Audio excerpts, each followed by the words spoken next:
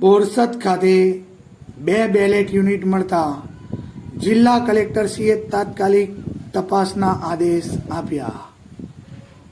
આણંદ જિલ્લાના નિવાસી અધિક કલેક્ટરશ્રીના જણાવ્યા પ્રમાણે તારીખ 2/7/2024ના રોજ સવારના 11:10 જિલ્લા કલેક્ટરશ્રીને ટેલિફોનિક મેસેજથી વારસદના ભોભાપડી વિસ્તારમાં જૂના એપીએમસી શાક માર્કેટની પાછળ આવેલ કચરાના ઢગલામાં રાજ્ય ચૂંટણી આયોગના 2 બેલેટ યુનિટ મળી આવ્યાની જાણ થઈ હતી.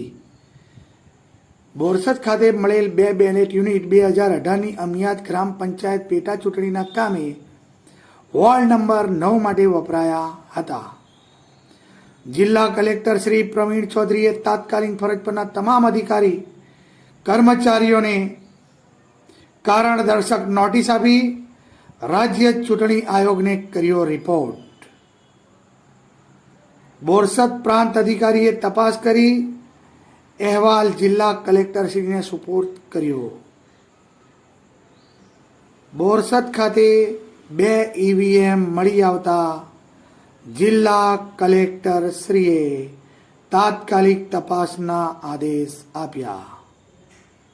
ત્યારબાદ બોરસદ પ્રાંત અધિકારીએ તપાસ કરી અહેવાલ જિલ્લા કલેક્ટરશ્રીને સુપોર્દ કર્યો. હળગુણની અવાજની સાથે